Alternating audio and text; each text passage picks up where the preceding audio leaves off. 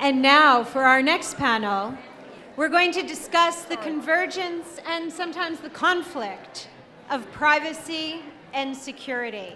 There are a lot of issues and challenges as we look at this from a US perspective, and then even greater issues and challenges, more complex, as we go global on questions of privacy and security. And we have no better slate of experts to join us today. I'm going to have them just briefly introduce themselves. Their fabulous bios are also in the programs that you all have. So thank you so much. I'll turn it to our moderator, Harriet Pearson. Thank you. Thank you, Judy. And welcome to this panel. We have until noon or so, I think, to have a fascinating discussion about the intersection of privacy and security. Are they in conflict? How do they relate? What are the terminologies? And what are the opportunities in working in, studying in at the intersection of these two very, very topical subjects. My name is Harriet Pearson. I'm a partner at Hogan Lovells. I lead our cybersecurity practice. I have been working in the area of privacy and cybersecurity even before the cybersecurity term was coined, probably since 1996. So I've been in this area for quite a long time. I used to be the Chief Privacy Officer and Security Counsel at IBM. And for the last 6 years, I've been on my own as a partner leading a team at the law firm of Hogan Lovells. Have spoken in this room before, glad to be back at NYU. I'm serving as moderator of this panel of a really diverse group of women in these, in many different areas of cybersecurity. This is a really stellar panel. So Judy, congratulations on getting all of these wonderful speakers. I'm going to ask each of them to introduce themselves by name, role, and what's on the top of their agenda in this intersection of security and privacy. Then we're going to dive into the topics. Cecile, will you start us off? Thank you, Harriet. Hello, I'm Cecile George. I'm the Chief Privacy Officer of ADP, and I speak about privacy with a French accent, but I'm not just focused on GDPR or things like that. My role is really to help ADP navigate within all of these privacy regulation across the globe. I bring also my experience from Asia, where I spent 3 years in the past. So yeah, on top of my agenda currently, bringing ADP at the right level with a privacy program that deals with all of these different privacy regulations. Great. Sam? I'm Sam Sachs. I'm a senior fellow at the Center for Strategic and International Studies in the Tech Policy Program. My research focuses primarily on Chinese cyber and tech policy with a focus on data. So I actually just got back from China, where I was at one of the big Chinese internet companies, along with a bunch of the drafters of China's emerging data protection rules, and participating in some really interesting discussions as these guys kind of hash out what data privacy and data security even means in a Chinese context. So look forward to getting into the discussion. Paula? Hi everyone, my name is Paula. I am a so-called privacy and civil liberties engineer at Palantir Technologies.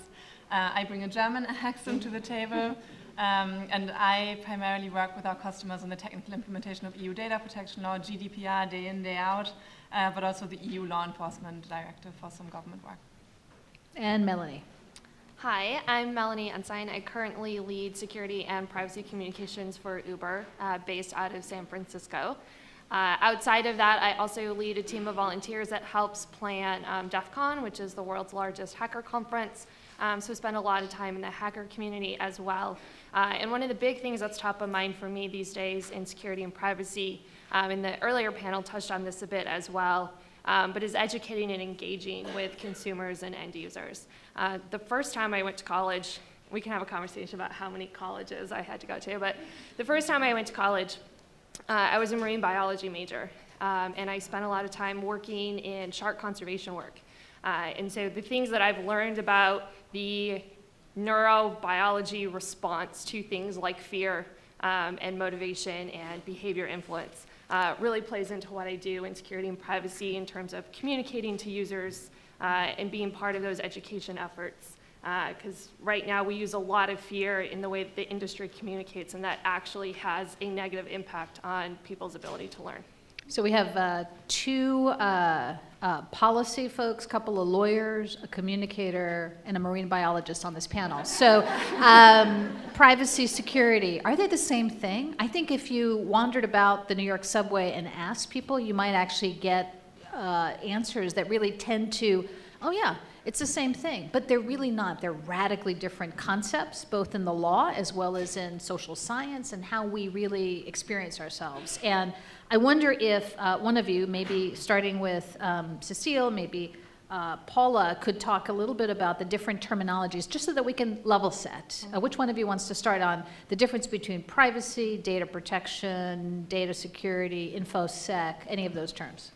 Okay, so, well, maybe since I'm French and I started, Paula asked me when I started to get into privacy. Actually, I studied privacy, or I studied data protection, and that's what probably matters here, which is that I view this area as protecting people, so and not just data, actually. And I studied this in the early 90s, and then I joined a law firm, and I was working on data protection. So I think we really have to think about what is at the origin of this in Europe, which is clearly about making sure that people and governments don't abuse of the usage of personal information. And France and Germany passed data protection regulations already 40 years ago. So we have to, I think, bear that in mind in terms of history. So compared to privacy here, I was really interested to read, when I relocated here, about the origin of privacy here in the US with this right to be left alone, which was defined already in the end of the 19th century. So it's not as if the US didn't have any privacy concern as well, but I think it's taken in a slightly different angle, which is more about the privacy of the people as opposed to the protection of their information. Interesting. Yeah, I think I roughly agree with those distinctions. I think I try to conceptualize it in terms of negative and positive freedoms, I suppose. The right to privacy or the right to private life is a right to intrusions from, so it goes back to the Warren and Brandeis article, the right to have a private space that is free from government and commercial intrusions. Whereas the right to data protection could be conceptualized as a freedom to flourish, to develop ideas, to experiment, but to be able to do so in a protected space where you can expect your data to be processed responsibly. And I think this is partly also reflected, for instance, in the twofold goal of the GDPR. I think the EU General Data Protection Regulation is generally, I think, conceptualized as a bit of a compliance headache, but in fact, what is often forgotten is that it has two goals. So on the one hand, to protect personal data, but at the same time also to enable the free flow of that data. And the second half of the GDPR is often forgotten. The EU at heart is an economic union, a union that embraces certain values. And I think data protection is also supposed to be something that allows us to share data and not to prevent data sharing.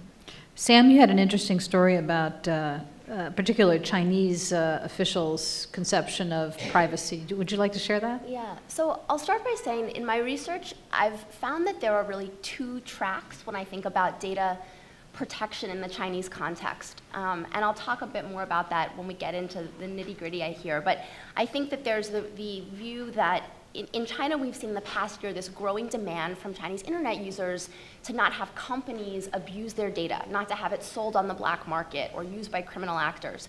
But at the same time, there's less concern about what the government is doing. And so I think I heard, there was a great example I can give to illustrate this. I hosted an event at CSIS a few months ago, and I had a senior executive from one of the Chinese internet companies on the panel. And one of the people in the audience said, can you share some views about sort of privacy threats around with the rise of IoT? And he kind of looked at her blankly and he said, what do you mean? I don't understand your question. And she asked it again and he said, look, let's think about it with cash. Wouldn't you want to put your money in a bank instead of store it under your mattress? And so I thought it was a great illustration of sort of the blurring line between privacy and security. You know, the question was a privacy question, but he answered it as a security question. And so that's a line that we see a lot of, even as the Chinese government moves forward to really build out a new system of laws around protecting information. And you know, that's fascinating. I think that's an interesting and very instructive anecdote.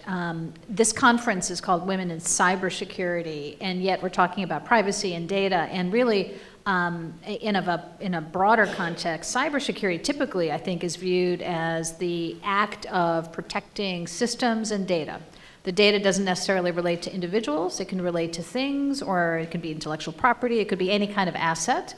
It also relates to continuity and integrity of that data and the systems. That cybersecurity is ultimately an extraordinarily large term, and within it can fit the protection of data, which is not the same thing as data protection, which is not the same thing as data privacy.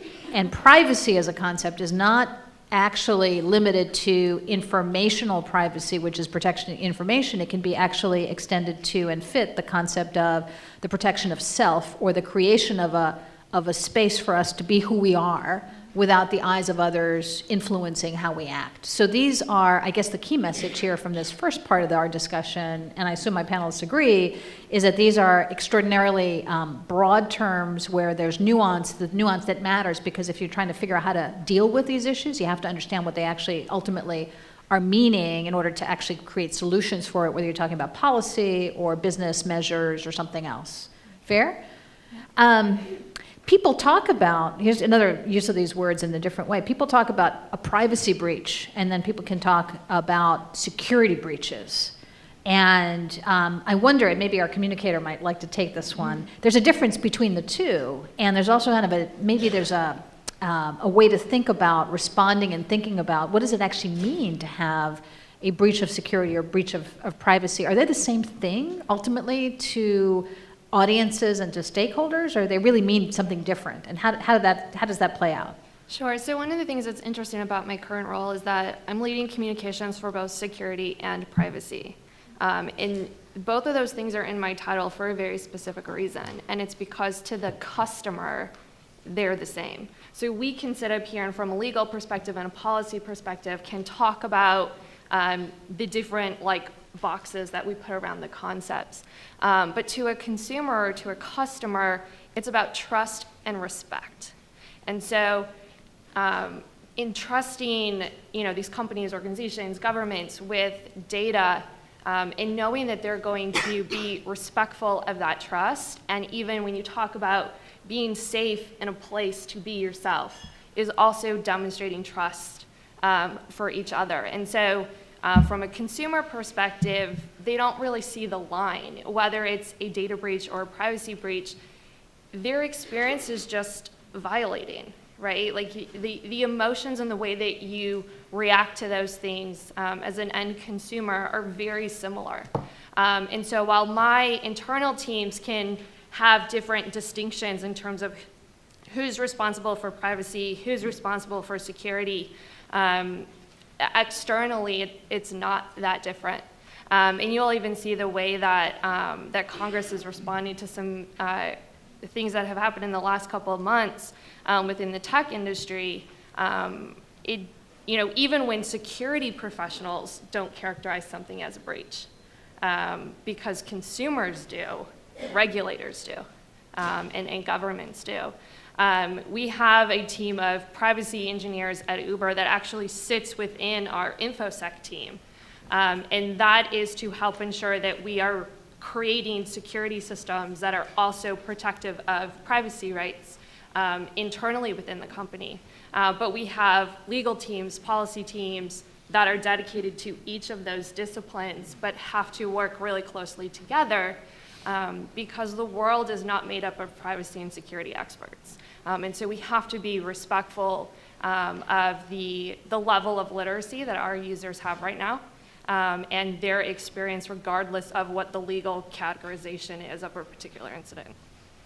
Any comments on that? Any other thoughts?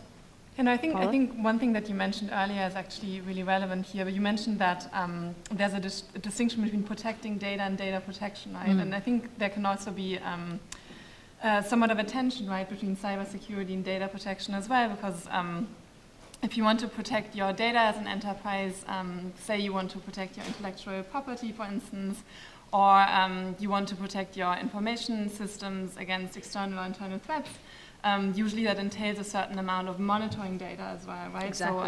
So, for instance, at Palantir, I also lead our employee privacy working group, and here it's extremely important to balance individuals' ability to share freely as well and to share privately with a company's need to also meet certain information security principles, right?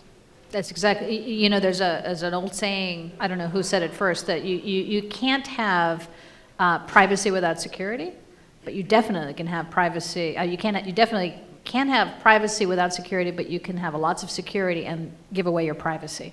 Yeah. And in some sense, that tension is something to bear in mind because, at least under current engineering and kind of process and technology paradigms, to secure an enterprise, to secure an organization really means to monitor the heck out of it.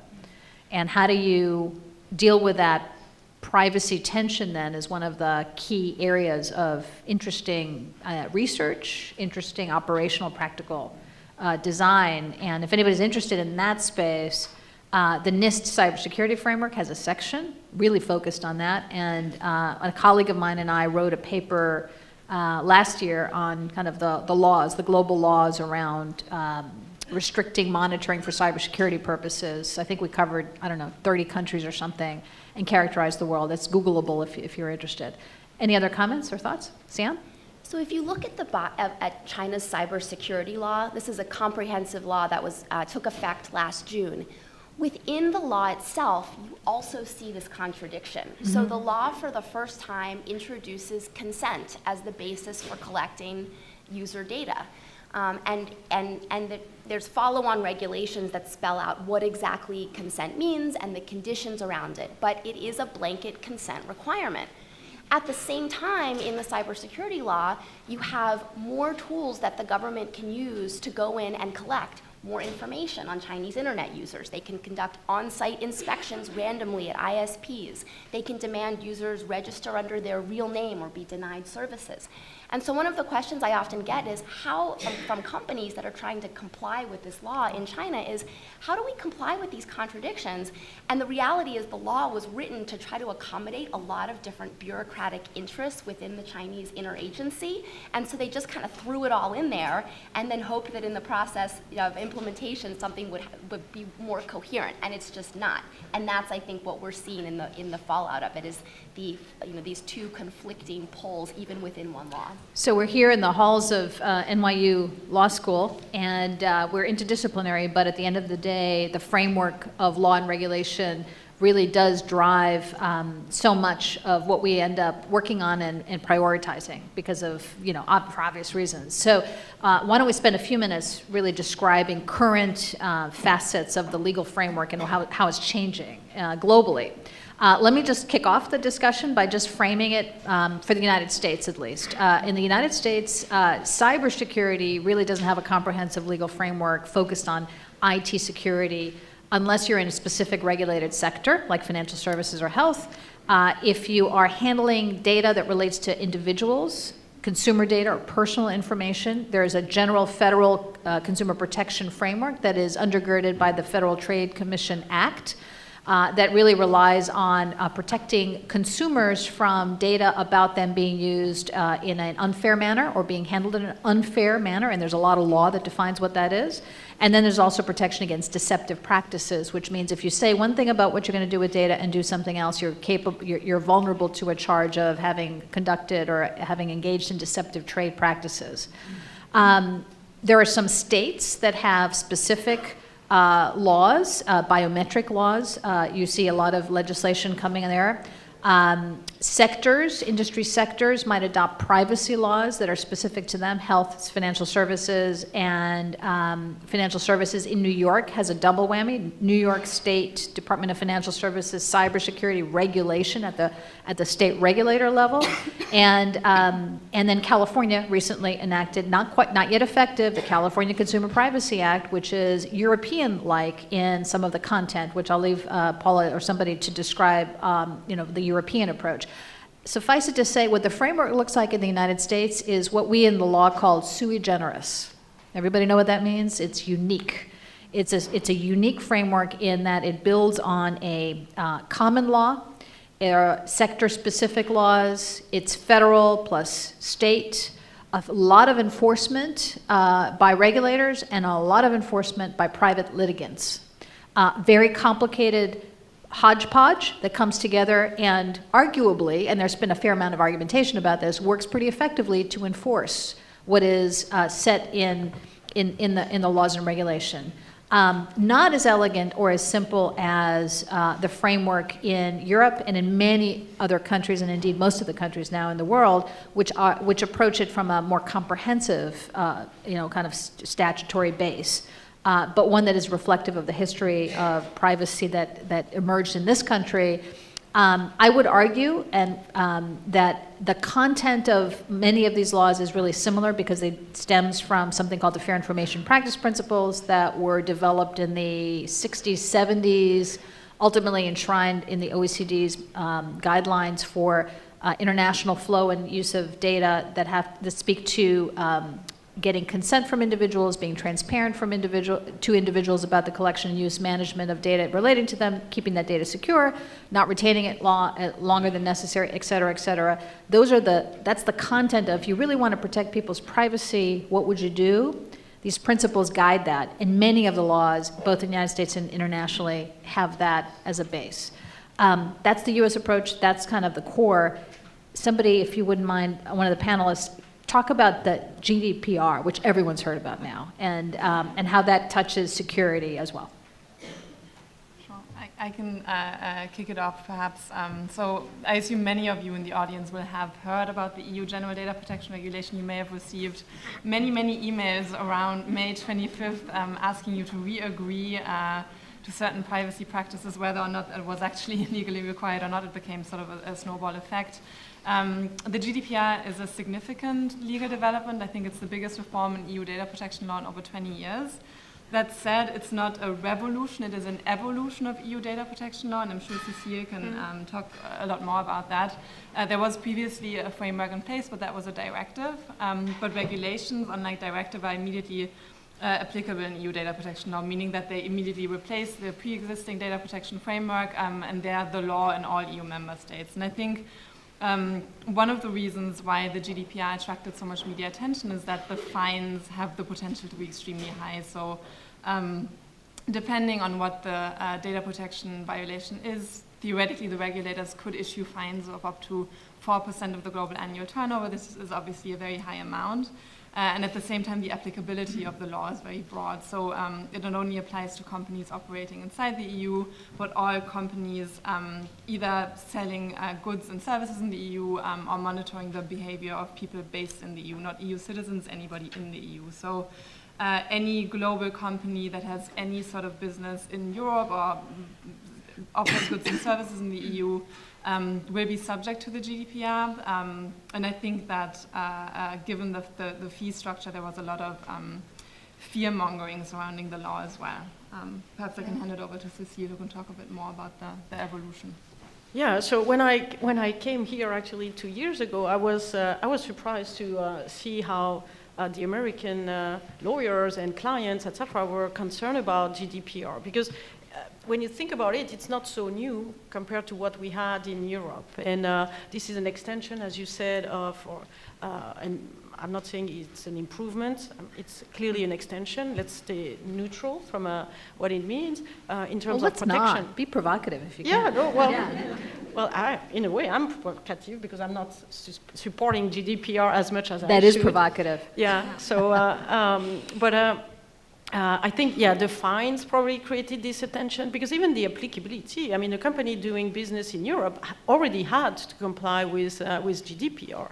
So, as a European citizen, a French citizen, I was amazed that there was so much attention to this new regulation. And I think it's very interesting, actually. So the fact that it's a regulation, as you said, makes it applicable everywhere, and there is really this willingness to harmonize, because so it's about the free flow of information across Europe, but it's also about giving more certainty to companies to know what they need to do in order to comply with the regulation. So the intent of easing the business as well is behind all of this. And, so Cecile, I'm not going to put you on the spot and ask you to comment for your the company for which you work, but Paula said 4% potential penalty of 4% of global revenue could be a penalty. Mm-hmm.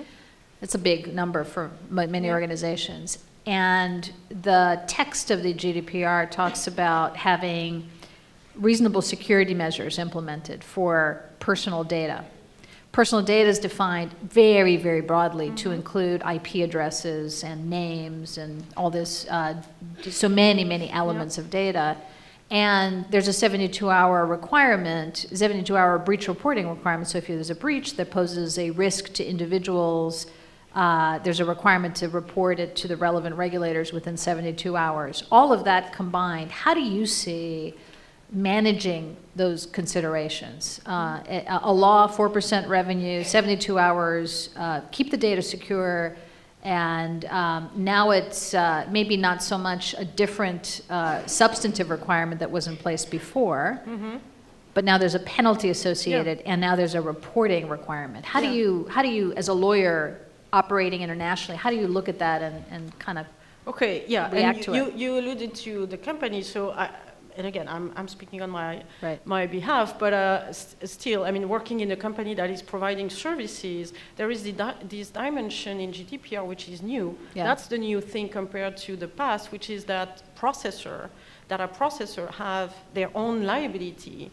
And it's not just a contractual relationship with the data controller, which is the owner of data. So you're right. I mean, that's an issue for us as a company delivering services, because we are very used to help our clients comply with any kind of regulation. We are in the we are processing payroll and HR services, etc. So very used to helping comply with regulation. Here we have to, but at the same time we have to protect ourselves. So that's the challenge we had.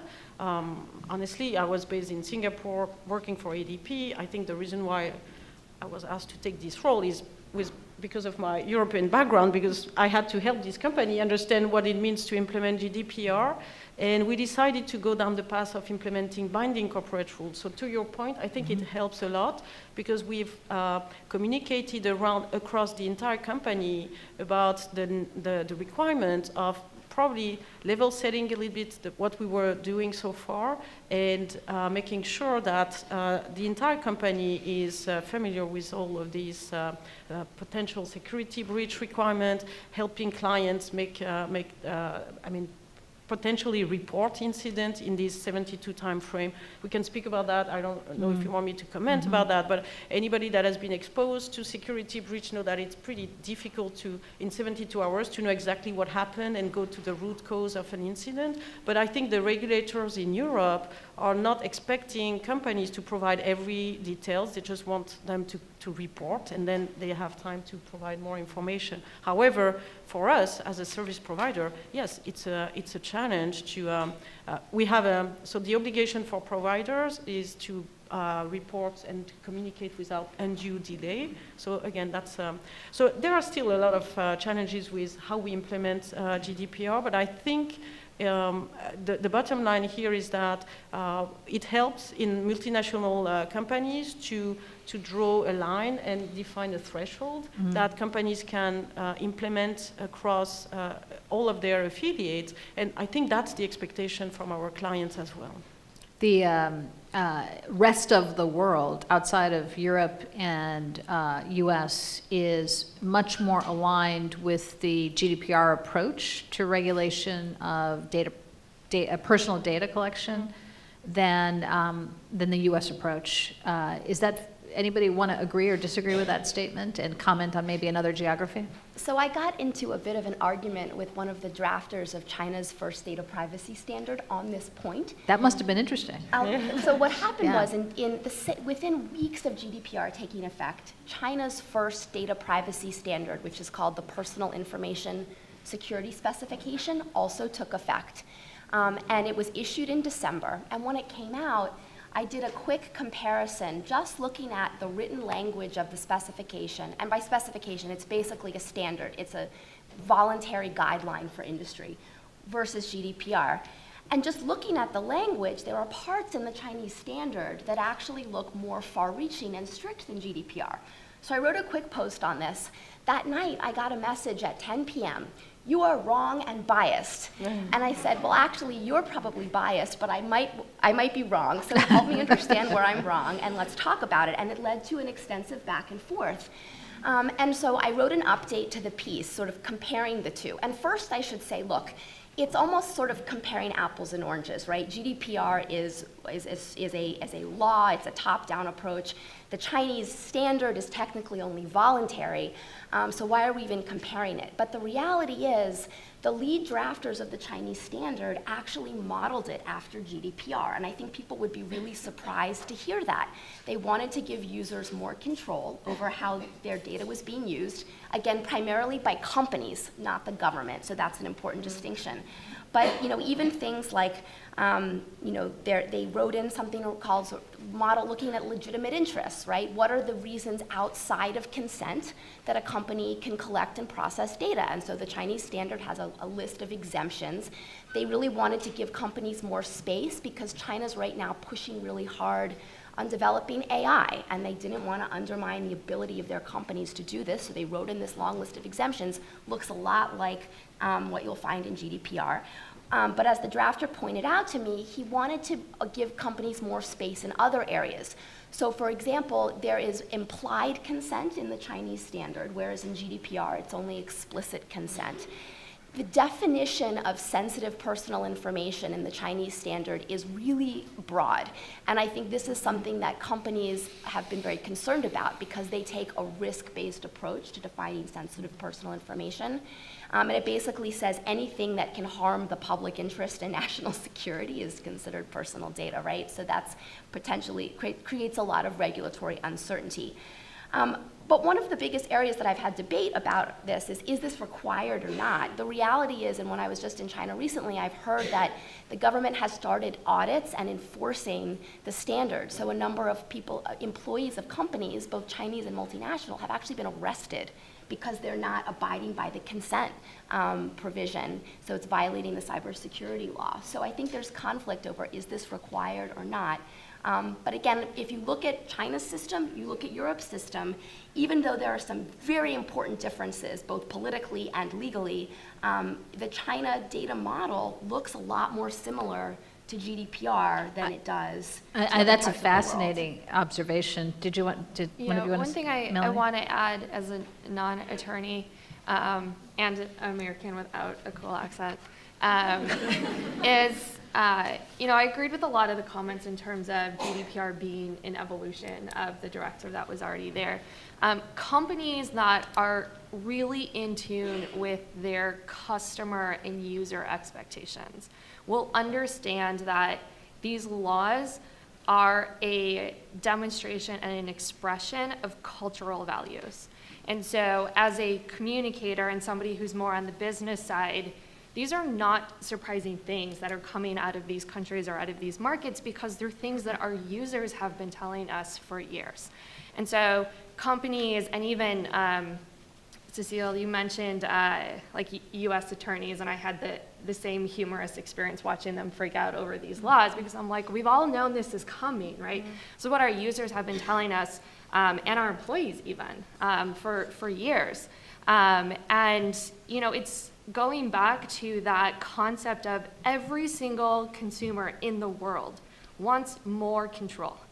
They may define that a little bit differently. They may want different features or different settings, different ways that they can express that. But everybody wants to have control of themselves and their experience. And so understanding what that means in different cultural contexts, understanding what it means to be respectful of those expectations, the really smart companies are looking at these legal requirements as the starting point, not the final destination when it comes to both security and privacy. That's a really great point. And I think that's the case internationally. And probably when I started practicing in this area in the 90s, there were about 25 countries that had privacy laws. And I think the number now is well over 130. And so expect the European model, if I can call it that, to travel.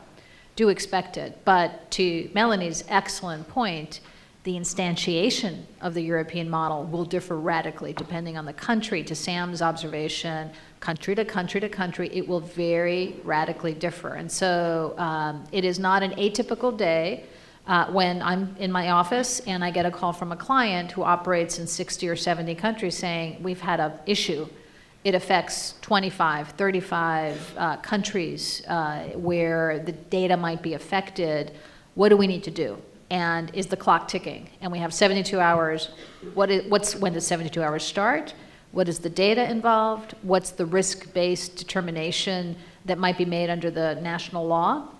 You ask 35 lawyers in 35 countries, you'll get 35 answers back. And part of the art of deciding what to do, it goes to the point that Melanie made, which is, what is, you have to kind of take a view, a global view, right? Cecile, you would agree with this as well, which is what's the right thing to do?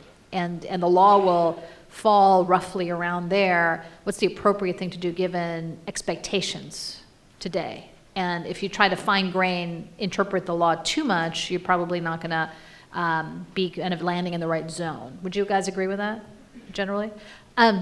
So law is not static, law is dynamic. And I might argue, coming back to the United States for a second, because we're going to see a robust debate on data privacy law and its relationship to data security in the coming couple of years, and it's going to be very interesting, I think. So useful to spend 1 minute or two on what's happening now here in the United States. I would argue that the Fair Credit Reporting Act, how many of you know what the FCRA is?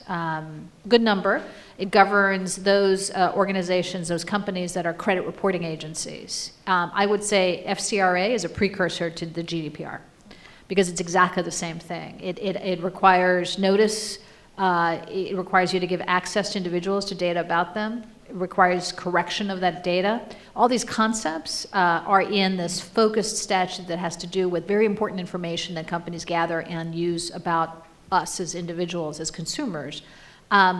We have many laws, but the debate has begun in the United States, prompted by a few things about what else should be in place as a baseline federal law. Anybody want to comment a little bit on your view about what's going on in the United States, or and for example, the California Consumer Privacy Act, CCPA, is that what's coming? Any views on that? Well, I just would say that I'm happy I'm here right now, Yeah. actually, in this country, because it's going to be very interesting to watch. And for ADP as a company, since we've implemented GDPR and our binding corporate rules, we feel like all of these laws, I mean, we have to watch into the details for sure, but as you said, they are inspired by GDPR. But again, we always have to look, because California law is clearly not exactly the same as GDPR. Brazilian law, for instance, is much closer.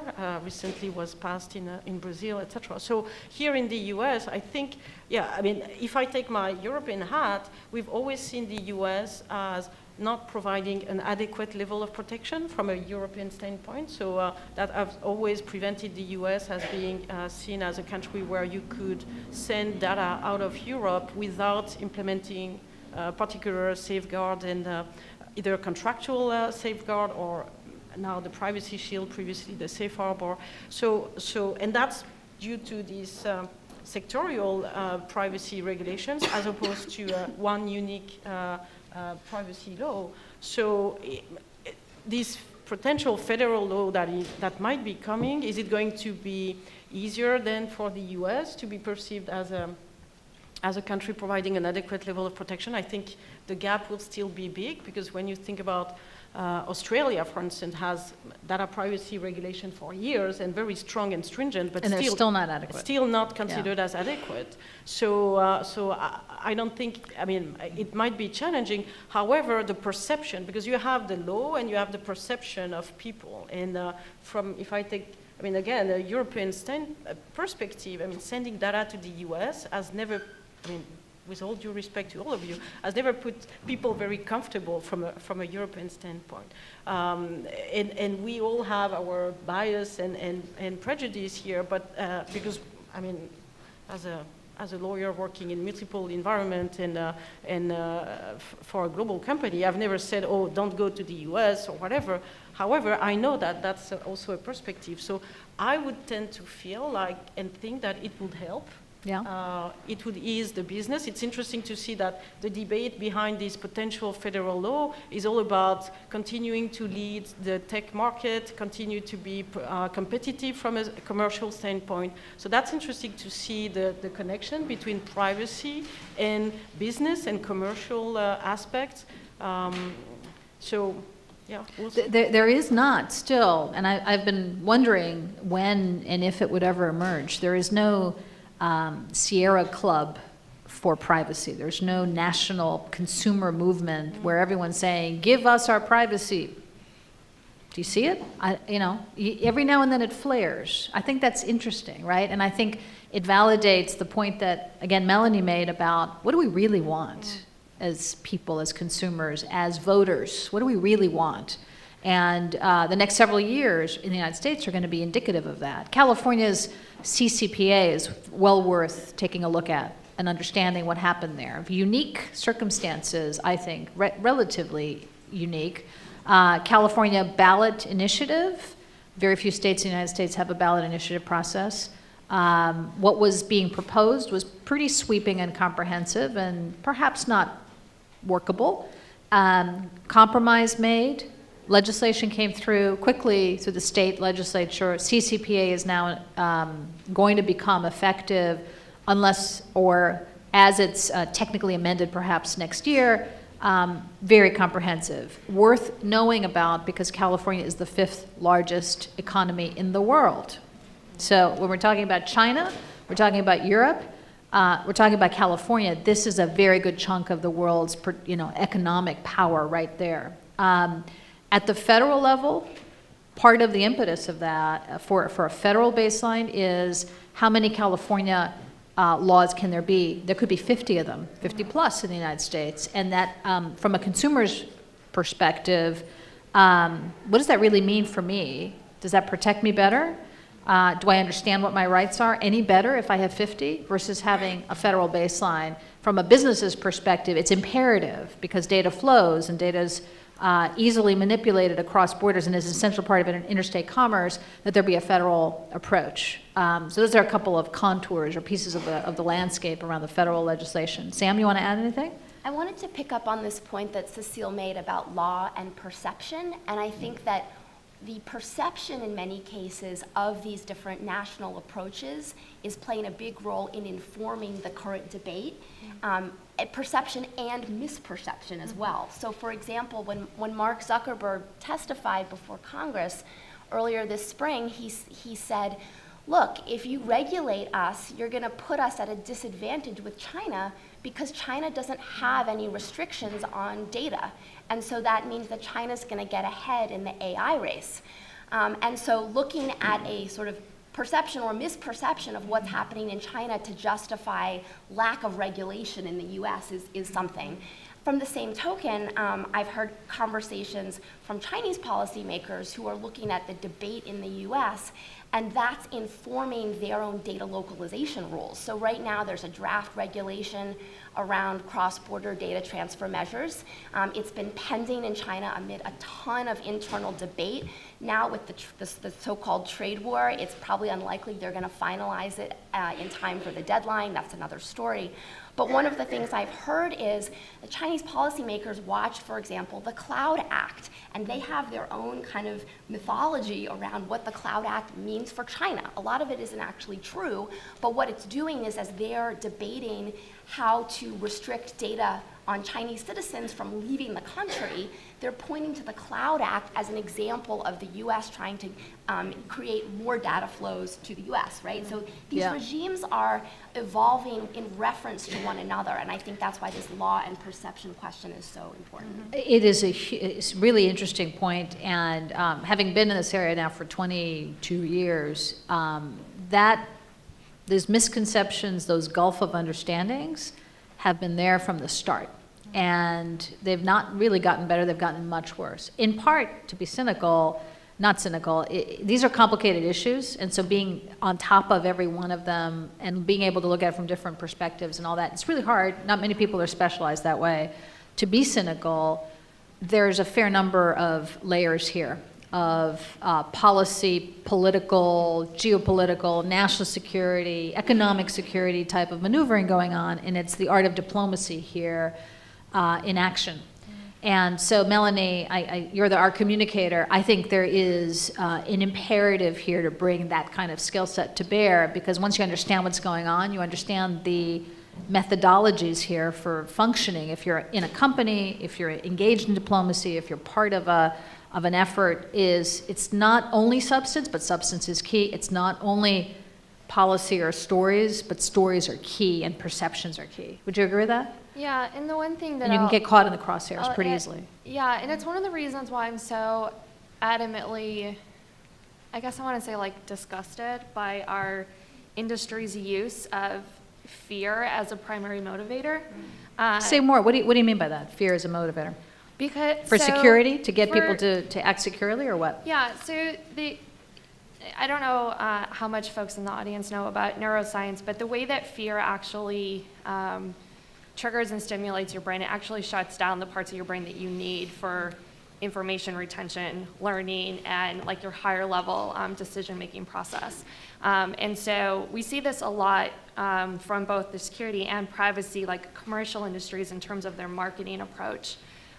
Because they are trying to scare people into doing certain things, whether it's signing a contract or even we talk about 2FA. Like you're not going to scare enough people into turning on 2FA.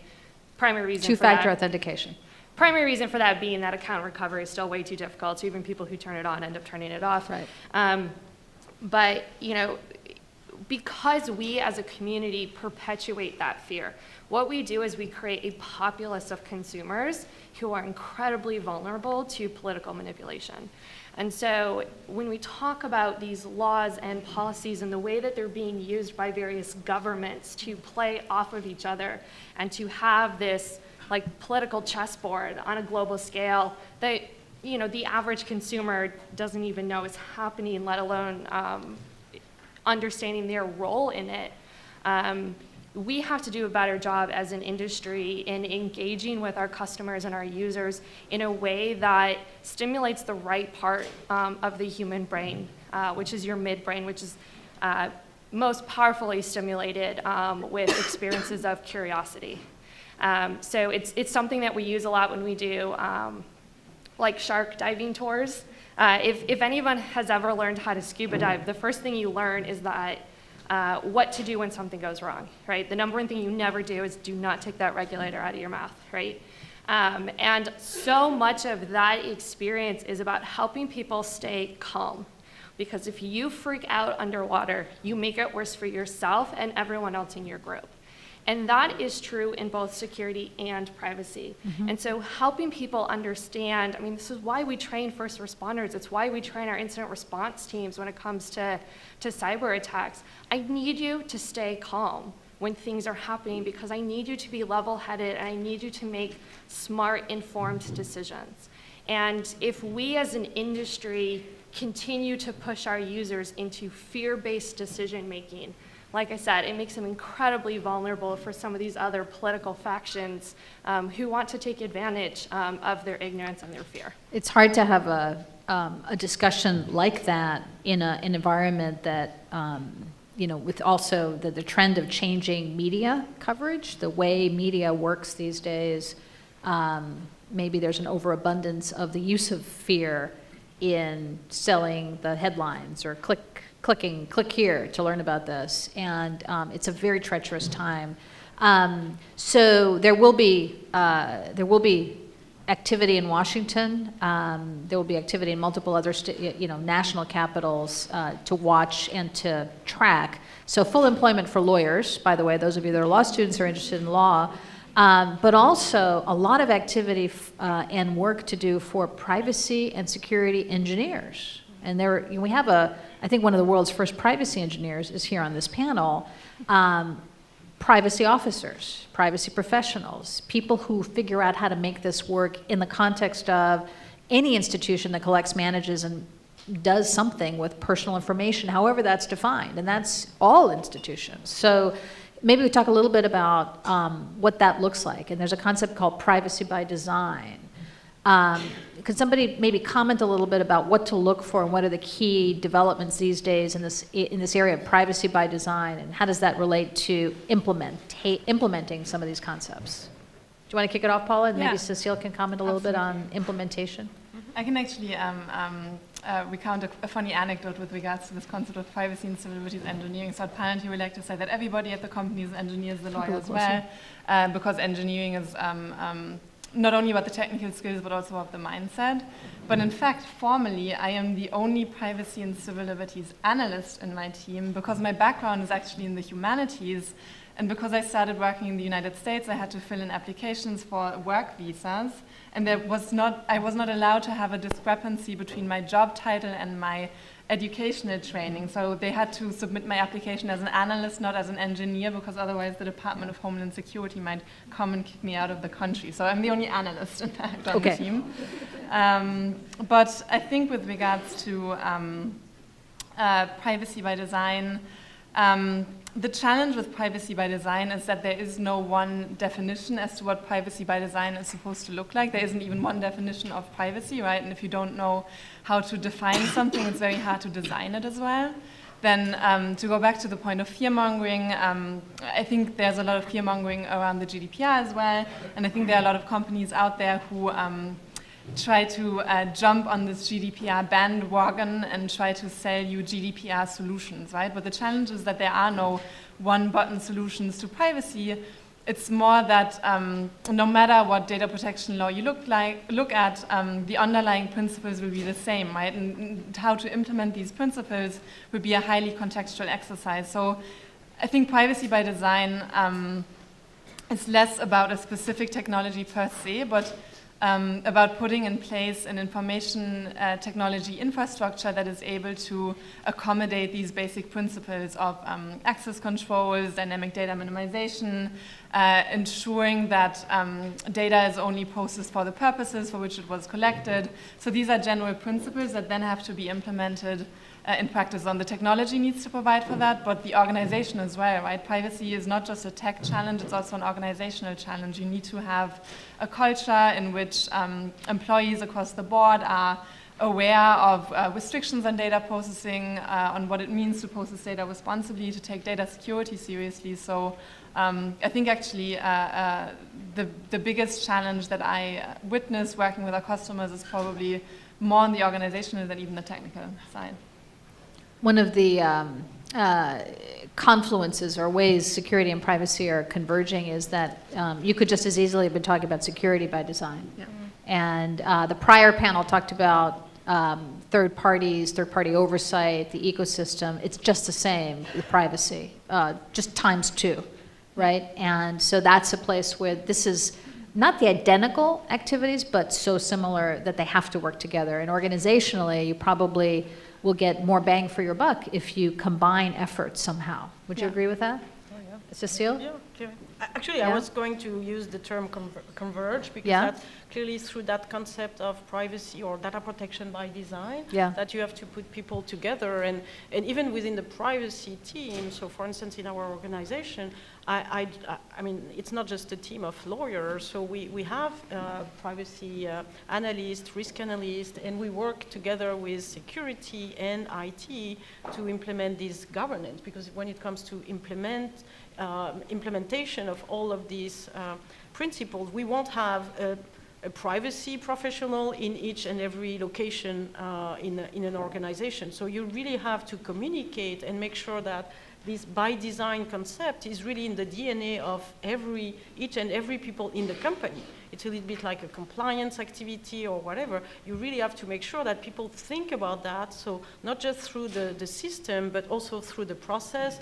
The access control can be built in the system, but it starts with the habit of just making sure that you don't leave personal information or confidential Right. information on your desk. So it's also the habit of and really the professional practices across the entire organization. But it starts with this convergence and trust and cooperation between security and privacy and IT. Even, I mean, we touched this a little bit in the beginning. I mean, sometimes we have different goals, and the previous panel mentioned that as well. I mean, when you want to protect system, you have to monitor people, and privacy is a little bit about protecting against that. But I think usually we manage all of this and going back to the privacy or data protection by design principle. It's really about that, making sure that everybody understands those principles, which are common to any kind of regulation and which are common sense, actually, and make sure that this is actually implemented in the company. One of the challenges, of course, is to scale something like this. There aren't enough people who have this expertise to go around in companies, and most organizations will not have the resource to have Cecile and her team everywhere deployed. So how do you scale it is one challenge, and I think a space to watch, perhaps, for some interesting detailed guidance is NIST, the National Institute for Standards and Technology, is about to release a draft privacy framework, which is part of the current administration's effort to try to help make progress on privacy law. The work on the NIST privacy framework has been going on now for 5 years. So it predates any effort to announce it. It's something to look at because it's going to be intended to be something that could be used, just like the NIST cybersecurity framework has been used, to help engineer or embed privacy thinking into organizations. So maybe it'll be, I think it actually could be a useful tool. Any other thoughts on implementation? I think one thing to add about this challenge of not being able to have a team such as Cecile's or my team be at every place at the same time, I think the challenge actually starts earlier, right? It starts in the educational system. It starts with the fact that if you pursue a legal career, you don't necessarily pursue a technical career as well. We see efforts now at NYU, right, where you bring together engineers and law students and you learn from each other. I think Very this is good. an excellent effort. We will need more and more people who are well versed in technical issues, legal issues, and ethical issues, quite frankly, right? Because a lot of the time the law lags behind technology. The GDPR is probably already behind the time. The GDPR is just the beginning, right? It's not the end of the story. It's one big comprehensive effort. The silos kill, and what we have here on this panel is emblematic of the kind of meeting you would draw together, actually, to get anything done in an organization. We might add a few men to the table, but nonetheless, it's multiple disciplines. I know we have a shortage of time here. I'm going to ask if anybody has any questions before we conclude with kind of a rapid round of comments. Why don't we start with the lady who's closest to the mic, and then ask a couple of others to kind of join her there, and we'll just do a kind of rapid questions. Can you say who you are? Also, yes. Divulge your identity. Sure. My name is Obi Matabuko. I'm a lawyer, and I'm fighting the silo effect, meaning my interest is in the cybersecurity field. I thank you for the panel. The question I have is looking forward. You mentioned this is an area of trust, consumer trust, and fear-mongering, quite frankly. And the question I have is, what do you see in terms of trends, both in the privacy space, the cybersecurity space, in terms of emerging technologies, big data? We have a disruptor on the panel, Uber, coming into the mix, but uses of data. It used to be one thing to collect the data. Now you're using it for all sorts of different reasons. Right. And making decisions, AI. Okay. So what are your thoughts in terms of, Great. particularly here in the US, what the trends on restrictions around that might be? Restrictions on, okay. Why don't we take a couple more and then I'll wrap them into a good concluding question. Hi, Kelly Harris. I'm a corporate counsel. I specialize in privacy and cyber at Prudential in Newark. Thank you, great panel. Mine's actually a more practical question. I know we've been talking about concepts, but maybe for Cecile and for Melanie, about communication and nomenclature. And one of the things that I've been struggling specializing in cyber and privacy and partnering with the security folks has been making sure we're all speaking the same language and communicating. And we've really come across this as it relates to security and, say, completing a DPIA or a PRA, right? So for those that operate in this space, and this is when you do an analysis of the risk associated with certain processing, but these can be undertaken related to security. And communicating with security folks who are so used to controls, concrete controls and regulations, versus concepts like fairness and balance. And just wondering if you had any practical guidance on how to. I feel like I'm constantly I feel like I'm being clear with my security folks, and I feel like we're talking about the same things, but yet struggling in terms of getting them to understand the difference between continually monitoring the entire employee population versus more targeted or more specific as outlined in, say, the Working Party guidance. Thank you. That's a great question. Let's do one more, and then I'm gonna put them together and wrap up with a round of questions. This is Maria. I'm Maria Tapia from IBM. I work in systems. My question is the notion of a global citizen. I think all of us could say that we might not visit every country in the world in our lifetimes, but it's very possible that our data, information about us would, very easily actually, without us knowing. So you mentioned this international institute. Is it time to think about an international level of data privacy? Maybe not security, because different countries are going to have different issues, but maybe privacy? Interesting. Good question. So let's take these in some sort of order. So we only have a couple of minutes. I'm going to do the last round. So if you could comment, one of our questioners asked basically the trend question. And so maybe we'll wrap it into looking forward, looking ahead, what's next.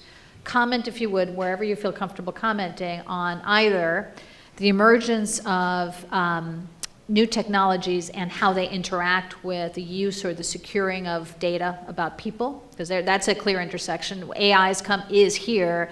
It will come here even in a more sophisticated way. It is in tension with the data about us because you use and reuse information potentially. So there's one, what's the trend there? Anybody that wants to comment on that? Another is organizationally, silos have been built up for reasons, but to your point, having different disciplines have a conversation means, what do you see happening there organizationally? Do you see jobs changing? Do you see organizations changing? Do you see new roles coming? And then in terms of our data can be traveling around the world and we may not know it, data localization and the restriction of data movement, and is it time or is there already some sort of global standard or global view of things? 3 areas, prognosticate a little bit. Take one that fits you or take something else. Melanie, you look like you're ready to talk. Why don't we start there and come back this way? I'll cover the global question real fast. Okay. There is actually an effort underway to create ISO standards that are global for privacy by design. So there are different constituents from various countries who are all participating in that. So I do think that we will see, even though a standards body is voluntary, again, this is becoming just like sustainable business practice, right? We're going, some existing business models just aren't going to be possible 10 years from now. And that's not a bad thing, right? Right. And then I'll touch a little bit on emerging technologies and silos. I think the scaling question in the technology piece is actually something that privacy can learn a lot from security. When we look at something like secure software development, there is no way I can get my security engineering team to scale the thousands of developers that we have at the company. So instead, we build frameworks and tools that the developers have to use when they're coding. And that prevents a lot of vulnerabilities from being introduced to begin with. And so we call this process just like shifting security to the left, right? And I think concepts like privacy by designing, as we work cross-functionally, we can move privacy more to the left, where, when we're having conversations about like a feature ideation, or even, should we even be collecting a certain type of data? Is data actually the answer to this question? I have this conversation with my research team all the time, because they'll fill out their privacy assessment or PIAs and will come to me and I'm like, what you haven't proven to me is that data is the only way to solve this problem. Prove to me that more data is the only way that we can solve this problem. Or prove to me that the way that we're currently using it isn't good enough. And if there is a legitimate reason that provides not just value to the company, but value to the customer, then we can consider it.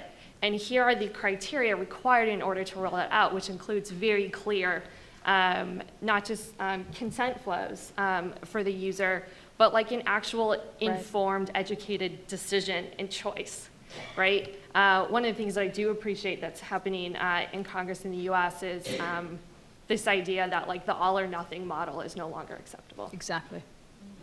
Paula? Yeah, thank you. I think I'd like to comment on this question of language and communication. So I mentioned previously that my background is actually in the humanities, so I study different languages and cultures for my undergraduate degree. And I actually think that the skills I acquired there are extremely relevant to my current position, because the way I would actually describe my job in practice is that of a translator. So I go to our customers, I try to understand their specific privacy challenges in their specific sectors or areas or industries. Then I translate that back into the privacy frameworks that are applicable, and then I translate that back to the engineers who also think about privacy challenges from a very specific perspective, right? And I think this ability to translate between different disciplines, between different cultural contexts is going to be more and more important at companies, and that's also one way in which these disciplinary cultural boundaries can be approached, the ability to just communicate across language, Yeah. sectoral barriers. I would just add the observation, there is no shortcut to doing this. It takes a lot of work and people.